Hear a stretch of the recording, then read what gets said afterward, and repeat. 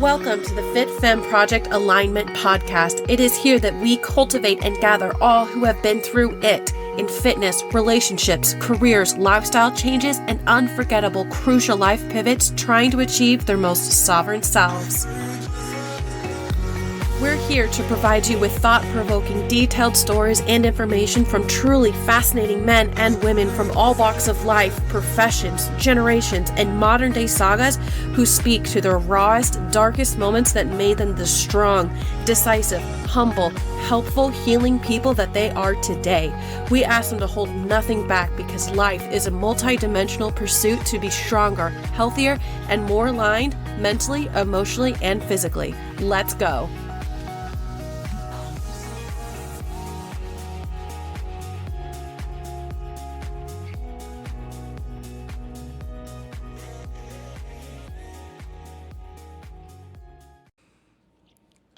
Check. Well, what's up, everybody? It's me again. Woo! I don't know why I'm doing more of the main episodes by myself, but here we are. And that's okay. I think I'm probably the more popular one of all of us. Anyhow, so I dare you to challenge me on that. Walter, you want to come up and say hi to the people? Come on. Hey. Look at my boy. He's been has been laying on my shoulder more often, and it's so cute. His big, heavy, chunky body is like always my shoulder down, and it's like one warm spot on my shoulder. What are you gonna do? Anyway, yeah. So we're here. Happy Monday to you all. It is just me again, and today we are talking about some stuff. I actually really do like doing these little episodes by myself. I'm unhinged. There's no rhyme or reason. I'm just kidding. I actually have some notes. I actually took some time today and took a couple of notes. But for me, it's Friday right now, so I'm really trying to squeeze this in. And because, one, I'm doing a Costco date with a bestie, Ari. And I don't know if she listens. She should listen because she's like my best friend. Hey, baby. And then also Mark has not come up for lunch yet, and he's not answering my calls, so we might get interrupted. But that's okay. We like Mark. He's a good one. But yeah, so today I want to talk about you guys, if that makes sense. More along the lines of, I can't remember where this came from, how I was inspired, but I just kind of got to thinking about my journey, where I've come from, how far I've come, and the lessons along the way. So that's kind of where we're going to be taking this, because I, want to remember as much as possible, because it's such valuable things for people who are also going through their journey and or trying to, or do the yo-yo thing. Because this goes with anybody who has ever learned anything, is that I wish I knew then what I know now. So we've kind of done an episode like this before, but it's been a long time. That episode was pretty much titled that, which was like, exactly that. I can't remember exactly how it was. But yeah, just kind of recalling the lessons I have learned over the years in this process, and just kind of imparting the wisdom upon most of you. I'm sure most of you are, if I know who exactly is listening, you're gone a little further than I have. Well, some of you are actually competitors, and fuck that. No offense. So let me pull up my notes. So I was thinking about just my past and how far I've come, and since I do work for the FFP and I get kind of the inside scoop of the struggles that the coaches go through, and trying to motivate and push and challenge and encourage clients who aren't necessarily on the well receiving end, not in a bad way, and this is no shame, but sometimes there's people, and there's a time in my life where I was like that, where everyone is just not ready to make massive changes in their life, even though that's something you want. But at the same time, it's like, I'm not willing to do I remember, this is a good example, an old coach we used to have work for us, she was having a problem with a client, and she didn't know quite how to communicate with her properly because she was very type A person, so it felt a little intimidating for her to be direct and tell her, like, yo, like, this is what you need to do it, or, not that mean, but you know what I mean. And we do use a lot of the Enneagram, at least we used to, but we still do. But we do utilize the Enneagram in our coaching, or the FFP's coaching style, and it really helps us understand who you are as a person in a very short, on paper, basically, without having to do like a therapy session, And this girl was a type 8, and that's me. So the coach, she called me and she's like, this is the problem I'm having. I'm not quite sure how to talk to her. I'm like, you know what? This is what you got to do. And I told her exactly how to go about it. And a few weeks later, I was like, hey, how did that conversation go? And she's like, it actually went surprisingly well, which is everybody's response when they actually confront somebody who is a type 8. And confront is probably an aggressive word, but you know what I mean? Just talk to them in a more direct, clear way, which can be on a confrontation basis or not. But so she told me it went surprisingly well, but she's not going to continue working with the FFP. But it was like in such a good way. She didn't go out.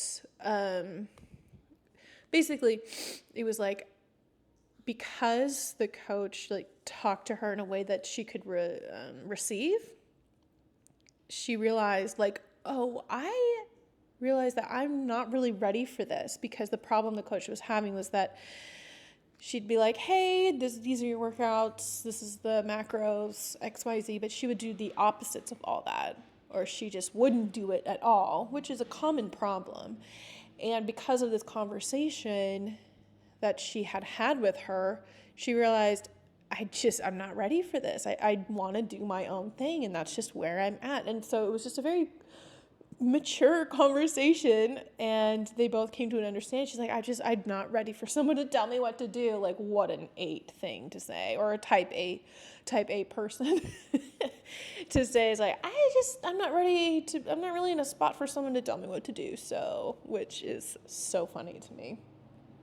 And I can relate to.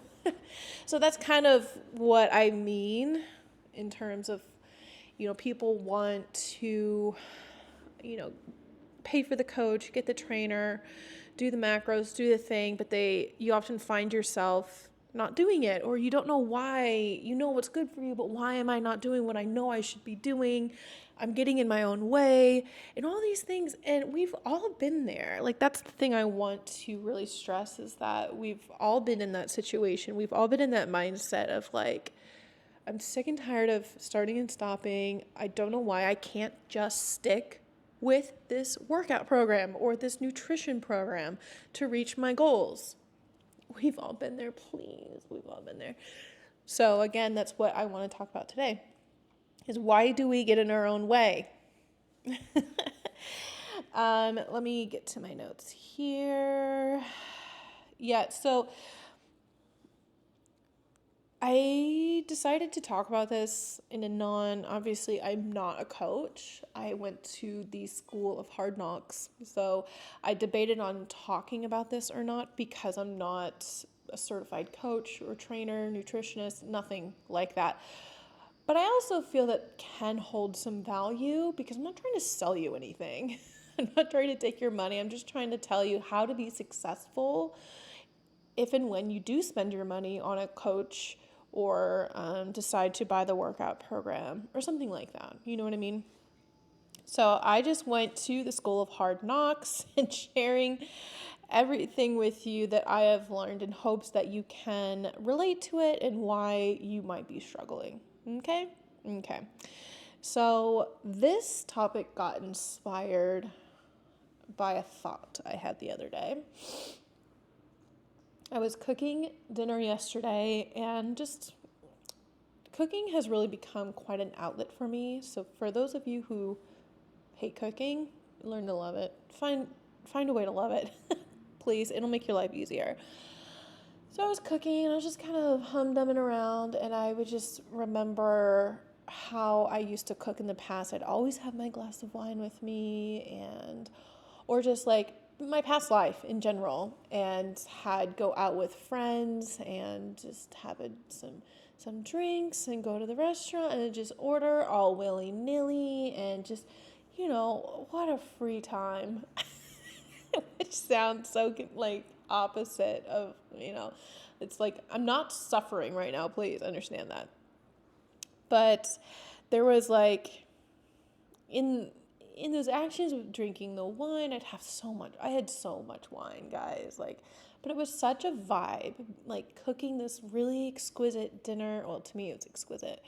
And sipping on a glass of wine and the senses, and I'm feeling good, and I'm listening to good music, or there's like a great 2020 episode going on. Like, it's a vibe. Like, that is like sexy to me. That's what gets me rolling. I mean, why do I share these things? So it was like that sort of thing. As a type 8, I like the indulgence, like not extreme, but I'm a very passionate person, and this feels good, and so will this. Let's add in all the good things. Let's really like vibe it out to the max, And that included a lot of wine and a lot of food and a lot of going out. And there was never really any guilt or shame that was associated with that ever. I was like really genuinely happy with who I am, where my physique was at, like everything. Although there were times, and this is a point I did want to make, that I definitely did desire a better physique, right? Oh, it'd be nice to have the 6-pack, and then to have less of the really insecure type days, or not have to work around dressing myself so much in order to feel comfortable and confident and highlight the best features of my body. Like, that kind of takes some work when you're pretty curvy. And I definitely had those days, but at the same time, I knew exactly what I needed to do to achieve that, right? What I should do, what I should not do, but I knew, looking back, I just wasn't ready to give it up. I was, like I said, genuinely happy. I'm a confident person. I love my body. Not to brag, but there's plenty of boys who liked this. Know your audience. Okay, if you're a curvy girl, find yourself a boy from Mexico or something like that. Side tip, pro tip. All right. All right. Enough of that. But again, like I said, I really was genuinely happy, and that, in a way, I'm not sure how to say this properly, that in a way was holding me back, because it's like, if I do love myself for where I'm at now, what I look like and everything. So to put in so much effort and time into chasing this physique that would be awesome to have, don't get me wrong, but I'm also great right here. Like, what's the problem? And I think a lot of people are in that boat, where you can be in that boat, or whatever boat you're in. I don't know. But that was the boat that I was in, that I just wasn't ready to give it up at all. Like, I loved everything, and and obviously there were those days peppered in where it's like, fuck, I really really is exhausting having to like find the jeans that fit or the crop top that is long enough or you know what I'm talking about. And I also, but at the same time, too, there's a lot of things happening all at once if you're catching on to that. But at the same time, I obviously, why would I? But I did not know what it was like on the other side. That, oh, I can achieve this physique because those are my goals. I can achieve this physique and also have a lot of fun still. I might have to say no to these things or find more balance in X, Y, Z. But that's also what I didn't want to do at the time. I didn't want to find balance and drinking a bottle of wine every fucking night, probably a bottle and a half some nights. Like, it was a lot. And I still kind of daydream about it, not gonna lie. We're honest here. We're honest on this podcast. We're transparent on this podcast. I won't lie to you. I will never lie to you. I do think about it. But it's not the wine. It's just like the carefreeness. I don't want to say carelessness, although that's kind of what it is. But the free spirit behind it, that's what I'm romanticizing is just, Anyway, where was I? Literally, what was I talking about? Let me look at my notes. Beep, beep, boop. Okay.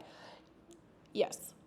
I still was entrenched in the old and outdated and wrong mindsets that in order to achieve the physique that you want, lose weight, have abs, it's extreme. You gotta do extreme restriction. You have to do all this cardio. You have to be 110% dedicated in order to get any results. And you have to never go out. You can never drink. You might as well just give up on everything now. Like, it was so, like, that's what's taught to us. And I didn't know it to be any other way. I daydreamed about it being another way, the way that I am in now. And I was on my journey and I eventually figured it out, right? But, through those times, I wasn't in a place to get coached. Even if I had the money, God, I didn't have any money. I don't have money now. No, I was different back then. But even if I had the money back then to get coached, I don't know what I would have done, honestly, because let's think out loud here. I'm also really stubborn. I have an ego, and I respond really, really, really well to accountability, That's why, like, when I first lost a bunch of weight at first, I knew that about myself, the accountability, so I signed up for classes at this gym.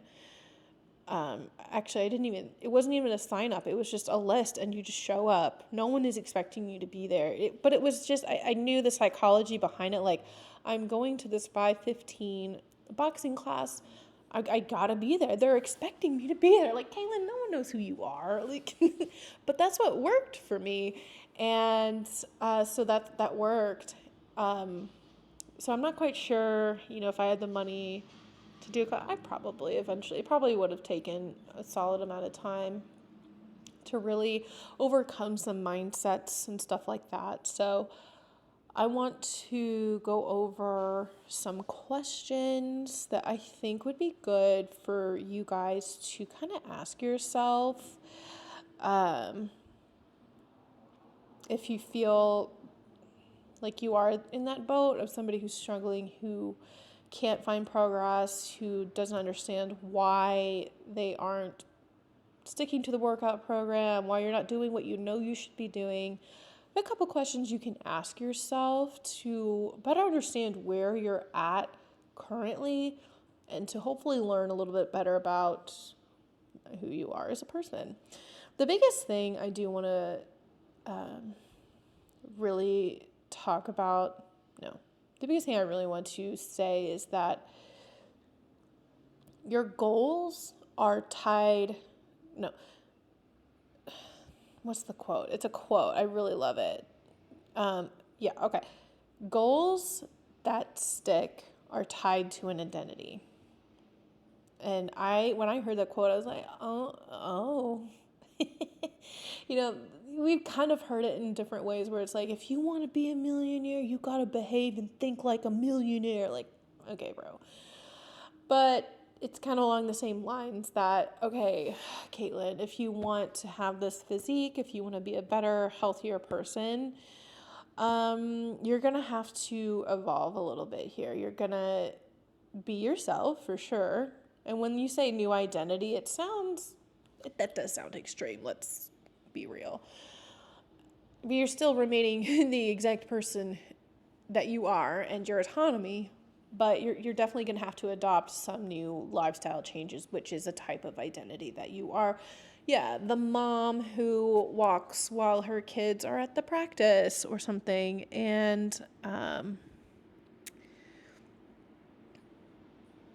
or the person who's like, yeah, I'll be there after my workout, or I'm not drinking today because, and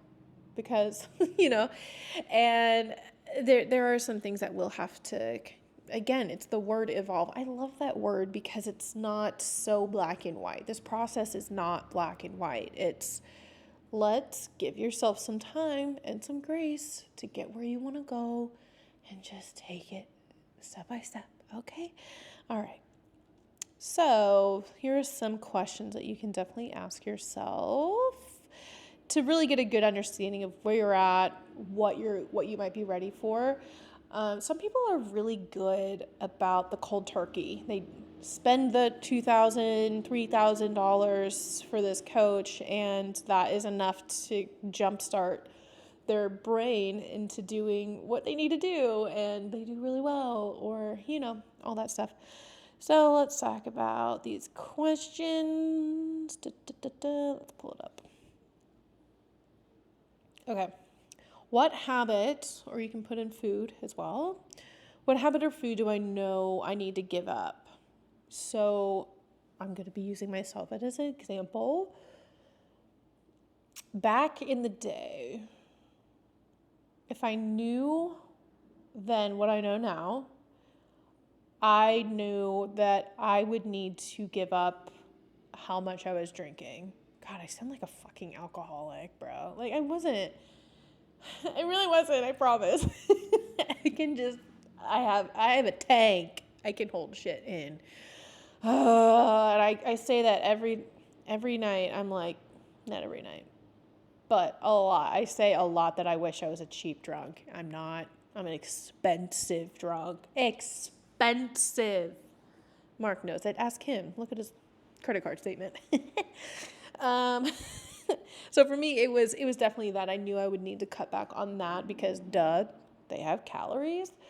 And then the next question tied to that would be, on a scale of 1 to 10, how willing are you to give it up or work to find healthier options or alternatives? So if somebody told me, like, you absolutely need to give up drinking for the rest of your life, no, I'm not there yet. Although that makes me sound awful when we talk about that. But if they're like, Katelynn, you can still do this, but you can also, still have drinks. You can do that. You just got to find this balance. I'm like, oh, I can have my cake and eat it too. That is a lot better and a lot less extreme sounding. Because let's be real, I'd be super miserable if I can't toast the glass of champagne at my friend's wedding or something like that. It's that sense of fear that the fitness industry can put in people's mind and some people kind of adopt by this if they get too far into an extreme sport, that the burger or the glass of wine is just going to derail them. And if it does, you got some shit to work out inside your heart. Let's be real. Are we being real? Can we do that? So yeah, on a scale of 1 to 10 back then, if I knew what I know now, I would have been probably at a 7 or 8, knowing I could find some healthier alternatives, a better balance. things like that, I would definitely be up there. So ask yourself that, like, okay, let's think of another example. A good simple one would be the amount you do not move throughout the day. So if you do have a 9 to 5 job where you're sitting the majority of the day and you just need to move more, walk more. Okay, well, how willing are you to go on a walk on your lunch break around the building? Or if they have some businesses these days, they really do have like little tracks or a little workout treadmill area. How willing are you to do that for just 10 minutes? Ask yourself these things. It doesn't have to be extreme, please. We're not here to do that. But just to level up slightly, just a teensy weensy bit. How willing are you to do that? And be honest with yourself. It's okay if it's low, all right? At least you know where you're at. All right, next. Okay, what habits are creating a lot of guilt and shame? Again, the old bottle is going to be a good example. Alcohol. And for a long time, I didn't have any guilt or shame around it. Rarely ever. That's not good. But as I began this process that I'm in now, it did start to build up.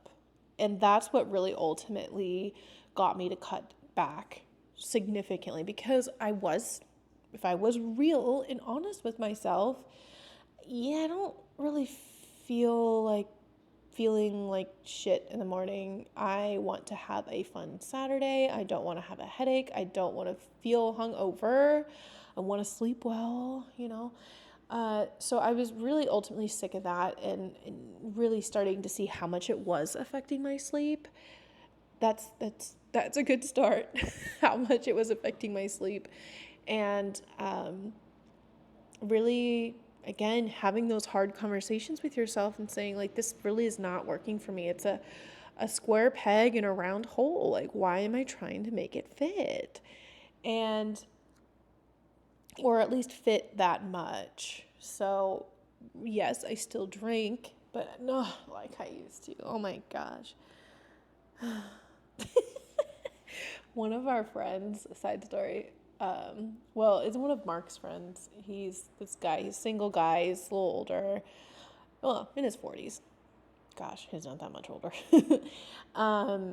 He's a big going out sort of dude, and can be one of those friends that are a bad influence when you're going like, no, let's just do one more. Like, he's that guy.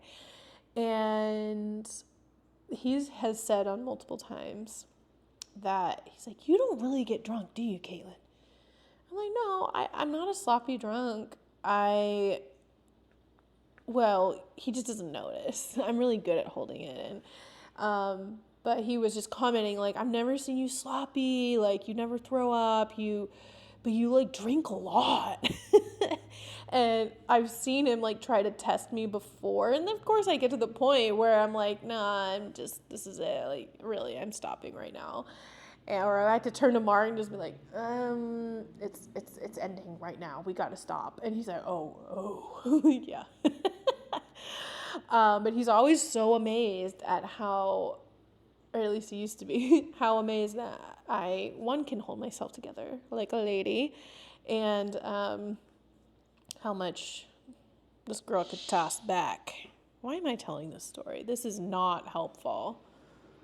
Why do I do this? Okay. So back to my point. What habits are creating a lot of guilt and shame in you? And that can be a lot of food or alcohol examples. And there's definitely times where if I don't get my steps in during the day or something like that, and I just kind of end up giving up or something, I do feel pretty guilty and shameful in myself. Like, dude, you had it, man. A lot of this is just being honest with yourself. And don't be living in the clouds. Like, it's not that big of a deal. I'll do it tomorrow. I'll make sure I do it. Boop, beep, boop, boop. Yes, there always is a tomorrow, for sure. Let's live on that. But let's just sit down with yourself and have some gentle parenting moment. Like, you could have done better. You did good here and here, but there could have been some areas where you could have not dropped the ball in. I'm a tough care bear, okay? That's why we're here. Next, this is a good question, especially if you are being coached, to really get a good understanding of what your goals actually are, because there's some distinctions here. So, are my goals physique based or how I'm feeling based, like, inside?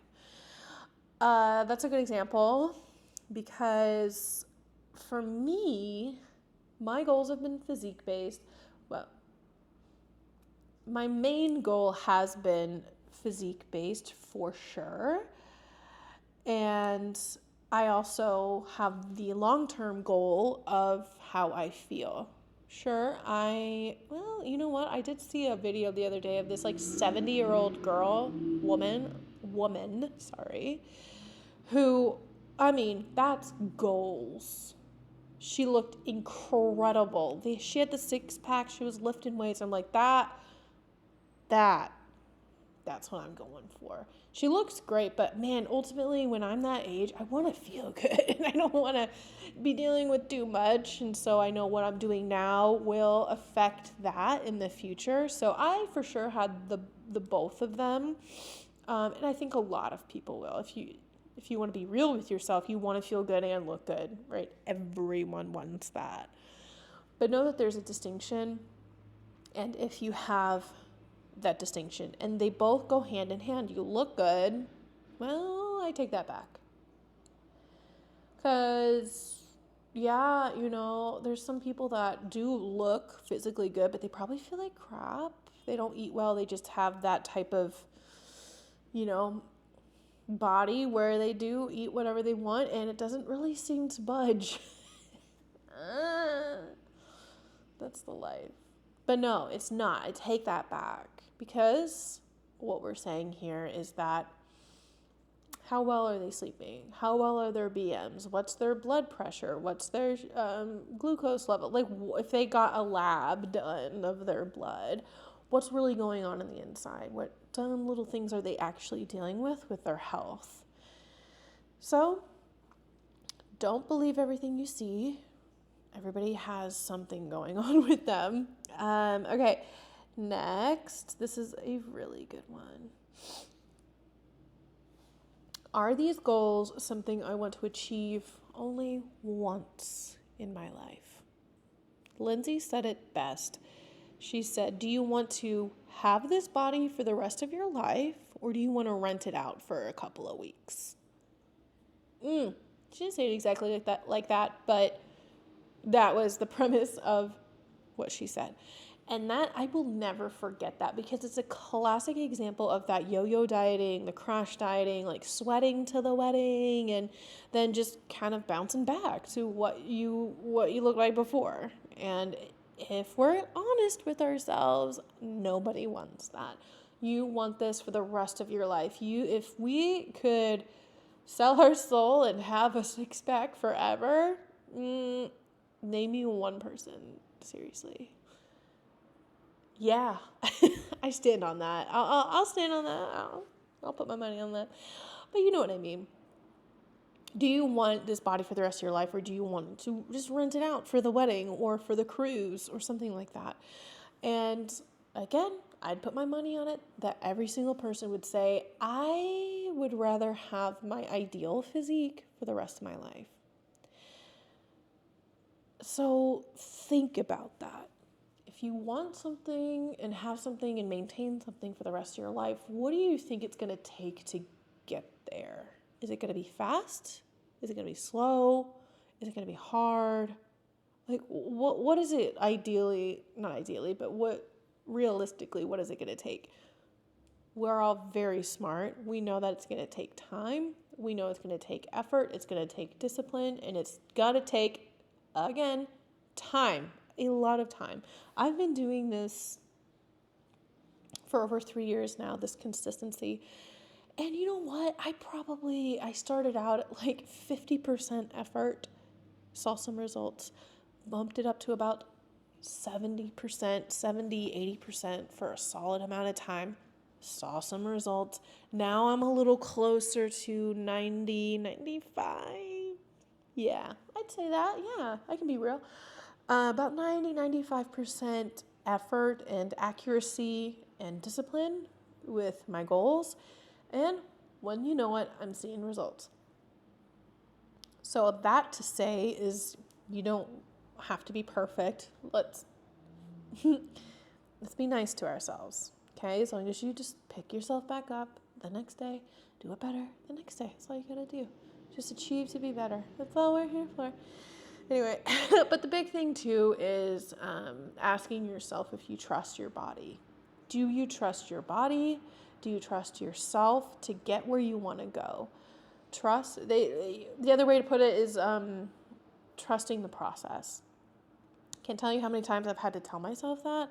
Trust the process. Especially at first, I had to like repeat it over and over because I was like, I'm not seeing results. Just because it wasn't coming fast enough or something like that, or I got a little discouraged over something one day. Just had to remind myself, trust the process. Trust the process. Keep doing what you're doing. You're doing fine. And that's what I am telling myself now, is that like day after day, you're doing fine. You did your water, you did your steps, you did your workout, you got your protein in. You're doing it. You're doing the thing. You're doing the exact thing. The, secret sauce, if you will. And I'm like, okay, yeah. I'm kind of like hyping myself up. Like, okay, yeah, I really am. I'm doing this. Yeah. And that's what I want you to tell yourself, that trust yourself, trust your body, trust your coach if you have one, and trust the process, because it really does work. And we've said this 100,000 times over the course of this podcast, is give yourself some grace. Like I said, do I only ever repeat myself? I feel like I do. I definitely am. But a lot of this really does need to be engraved into your brains, our brains, multiple times until it's there forever. So that's why I repeat myself, because that's what I needed for myself, honestly, through this process, through what I wish I knew back then. It's a lot of repeating. All right, I don't feel bad anymore. What was I about to repeat? Oh, yeah.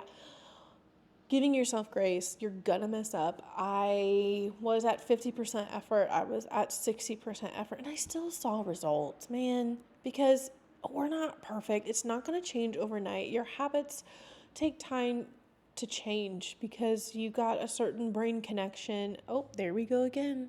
More brain talk, but it's so real.